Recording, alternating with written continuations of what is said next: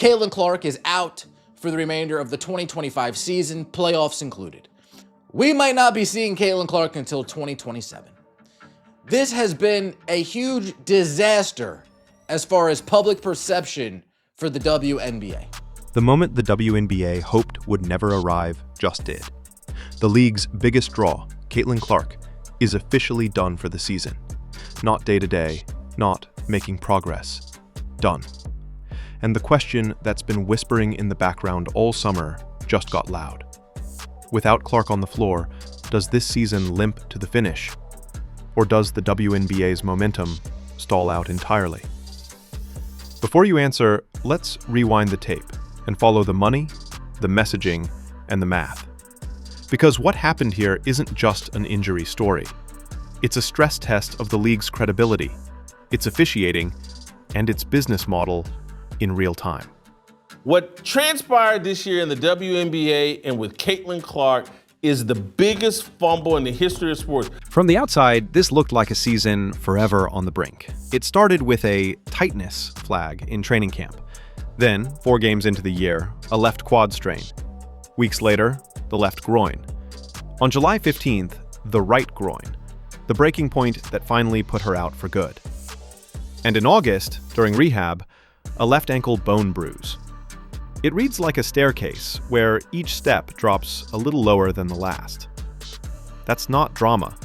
That's the official timeline. I mean, it's a gut punch that basically encompasses an entire season of them. The Fever have lost so many players to injury, but obviously none bigger than Clark. And there was such a wait for this second season after her magnificent rookie season.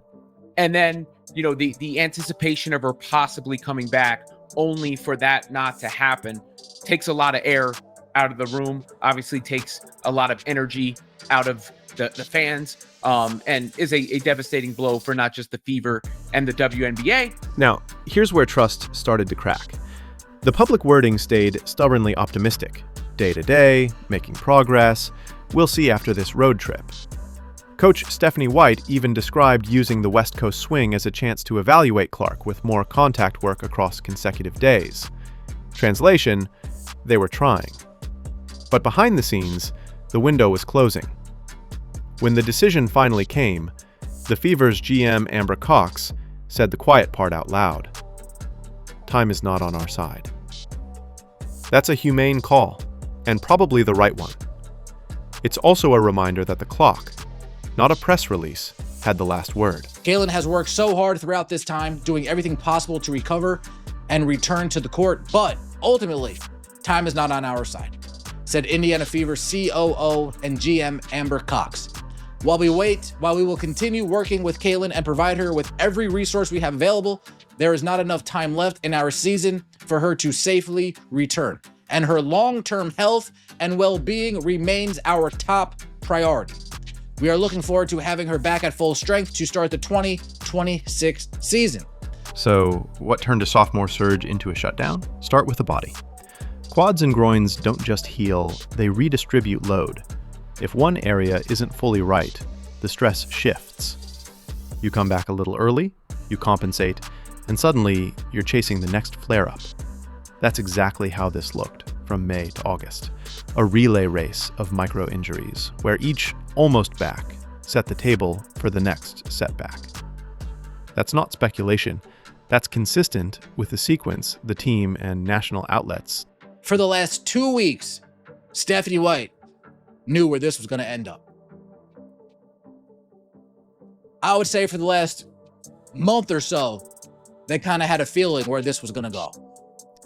The main issue, another day-to-day injury that turns into a season ender. Another day-to-day injury that turns into a season ender. And if you don't call that a lack of transparency, I don't know what to call that. But let's be honest. The Clark story was never just about rehab sheets. It was also about contact, whistle, and the way stars get treated. If you watched the games, really watched them, you saw the hits. You saw the non-calls. You saw the let-em-play energy spike exactly when cameras were on the league's most visible player. And you also saw a season-long conversation blow up about WNBA officiating in general. Players and coaches across the league said it out loud. The inconsistency is real. That's bigger than one player, but it directly shaped the risk profile around her return. Women have been fighting for 60 years, and they finally get the biggest star in sports, and it's Caitlin Clark. They hate her, they beat her up and brutalize her, but here's what's even worse. Caitlin Clark brings attention to the WNBA. She centers all these WNBA basketball players and shines a spotlight on them. And you know what? They're all hot garbage. They're all unlikable. Add the conspiracy oxygen. Social feeds flooded with receipts compilations and independent tallies claiming a disproportionate share of flagrant fouls hit Clark last year, numbers popularized by fan analysts and blogs, debated by stat heads, and amplified by media personalities. Are those claims official? Number. Are they everywhere? Absolutely. And they fed a narrative that the WNBA treated its golden goose like just another rookie to welcome physically. You can argue that's part of the game. You can also argue it's terrible business. Both things can be true. Entitled WNBA players, they are getting exactly what they deserve. They put this poor young woman through the pooper last season. They tried to diminish her impact. They accused her of having white privilege. They called her fan base racist. They attacked Caitlin Clark both on and off the court. And this season, when they needed her the most, when they needed Caitlin Clark to secure money they haven't earned and aren't capable of earning on their own, Caitlin Clark is nowhere to be found. Now, let's talk business, because this is where the doomsday headlines either fall apart or get teeth. The Apocalypse Now channels are screaming that Clark's season-ending returns the WNBA to the broom closet. That's a catchy line. You know, there was something missing from all these headlines announcing the end of Caitlin Clark's season last night. Instead of the headlines reading, Caitlin Clark's season is over, what they should have said was, the 2025 WNBA season is officially finished. Here's the reality check. League-wide attendance? Record-breaking.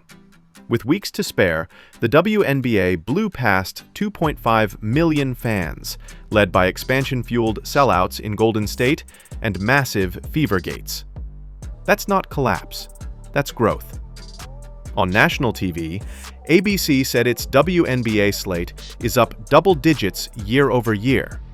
So the macro story is stubbornly positive, even with Clark out. But there's a second truth, and this one hurts. When Clark doesn't play, viewership on her games dips, sometimes sharply. Front Office Sports found Fever audiences materially lower in the no-Clark windows compared with her on-air spikes. That doesn't mean the league disappears without her. It means the Clark effect is real and measurable at the game level. The league isn't dying, but losing the top needle mover in a crowded sports calendar is a body blow. Both truths live side by side. An entirely new group of people started tuning in to this league for one player and one player only. In fact, so many new people tuned into this league, the viewership for the Caitlin Clark games largely surpassed anything else going on in the WNBA. I would argue that the amount of Caitlin Clark fans are at least 3x the amount of WNBA fans, just going on the numbers. So where does that leave the Indiana Fever right now? In survival mode, with the math getting tight and the margins razor thin. The standings show Indiana still above water, with a winning record and in the scrum for the final playoff places. They're not pretending to replace Clark's gravity. They're patching the boat and rowing like hell. Kelsey Mitchell becomes the pacing engine. Aaliyah Boston owns the paint. Lexi Hull's defense gives them an edge at the point of attack. And the front office has been MacGyvering the depth chart with hardship deals and veteran pickups, Odyssey Sims, Ariel Powers, Shea Petty, to keep a rotation intact, amid a brutal run of injuries that also sidelined Sophie Cunningham for the year. That's not glamour. That's triage. And it's kept them in it. Did they finally get what they wanted? Was last year too much of a firestorm, too much notoriety, too much eyeballs, too many eyeballs, that now that Clark's out, injured, didn't play 75% of this year, did they get what they wanted? It's also why the messaging misfires stung fans so much. Listen again to Clark's own words. "I had hoped to share a better update. Disappointed isn't a big enough word." That's not a brand talking. That's a 23-year-old who emptied the tank trying to get back and ran out of calendar. You didn't need a medical report to feel the gut punch. The league's job from here is simple and hard at the same time. Tell the truth early, protect your stars, and don't treat optimistic ambiguity as a marketing plan. They could have easily said 2 months, 1 to 2 months, be evaluated in the next 6 weeks. Instead, they played this day-to-day, game-time decision, probable, questionable nonsense for the last 8 weeks. And that is why fans are so pissed off for the most part. I'm not going to speak for everybody, but I know if they were upfront and didn't BS us, people wouldn't be that angry at the organization, at least not as angry as they are now. Because here's the bigger picture nobody should dodge. Clark's surge made the WNBA a nightly appointment for millions who weren't watching 18 months ago. That's a gift and a responsibility. The officiating debate isn't a niche complaint. It's a product quality issue in front of the largest audiences the league has ever had. The communication debate isn't a Twitter fight. It's a trust issue, with paying customers who plan travel and buy tickets based on status updates.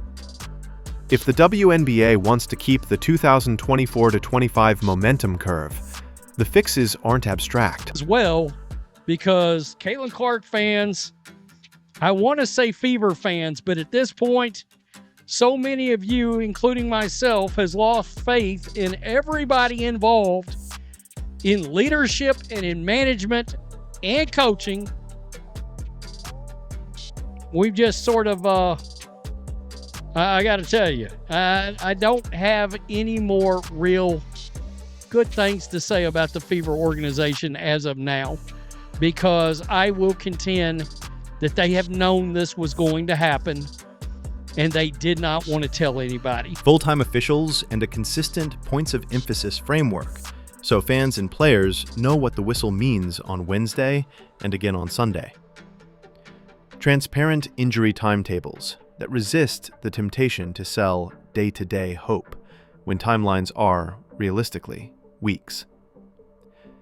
And a sports science-led return-to-play culture that treats cascading soft tissue injuries like what they are: signals, not inconveniences.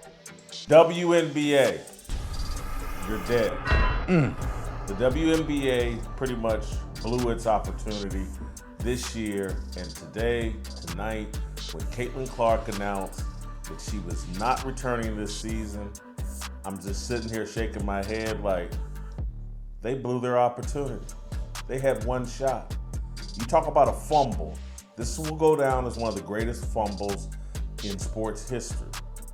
They had a chance to elevate themselves. Instead, they've disappointed this entire new fan base. Caitlin Clark's entire sophomore season in the WNBA seems shady as hell. Does that mean the league is over because one star is out? No. And the receipts don't back that fatalism anyway. Even this year, again with Clark shelved since mid-July, the WNBA smashed attendance records and posted year-over-year TV growth on major windows. The machine kept running. But it also means the league can't pretend it didn't just learn a painful lesson about concentration risk.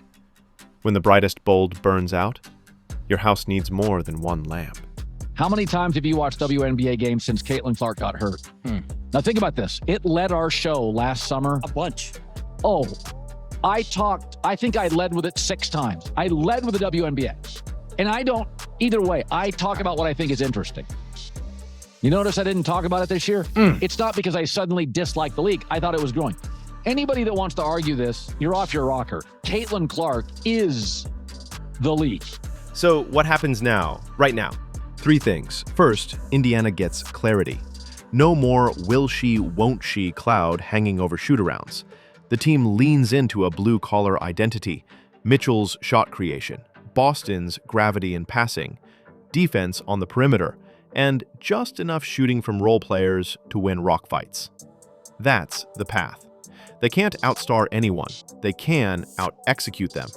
The standings say that's still on the table. The Fever's still likely to make it into the playoffs, and I do continue to credit their resilience and what they've put up with and what they're capable of, and they will go down swinging when they do eventually go down, because I just don't think they have the talent to stay up at this point.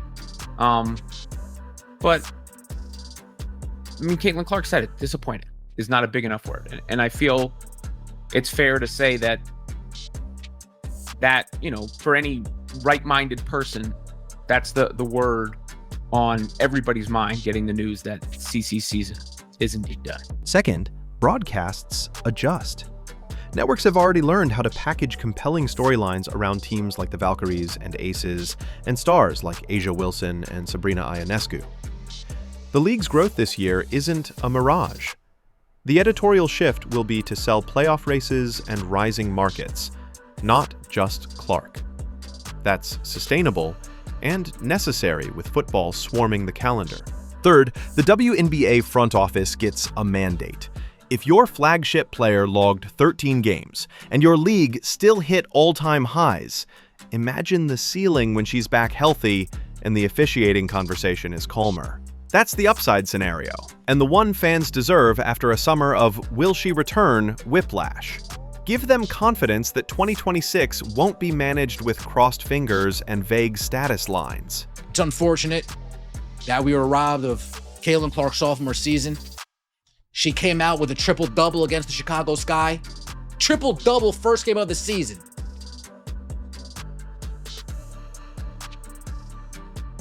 Returns from injury, 32 points against the New York Liberty.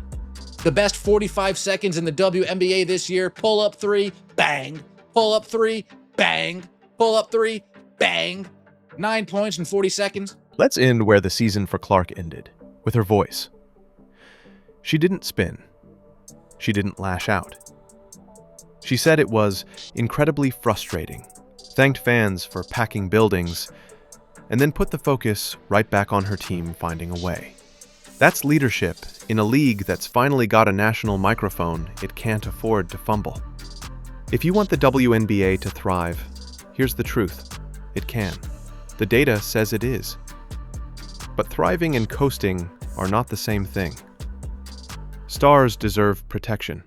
Fans deserve transparency. And the product deserves a whistle that keeps up with the moment. This is on your head, Kathy Engelbert, and the rest of the WNBA Players Association executive leadership who failed to hold officials and players accountable for the barbaric style of play the Fever and Caitlin Clark have had to endure this year. Kathy, resign. Drop your message for Caitlin below. Then answer this honestly. Are we looking at the end or the inflection point? If Indiana fights into the postseason without her, that's not just a moral victory. It's proof that a league built on one megastar can, with urgency and better guardrails, become a league built to last. The heartbreak is real. The opportunity is, too. Drop your message for Caitlin below. Then answer this honestly. Are we looking at the end or the inflection point? If Indiana fights into the postseason without her, that's not just a moral victory. It's proof that a league built on one megastar can, with urgency and better guardrails, become a league built to last. The heartbreak is real. The opportunity is, too.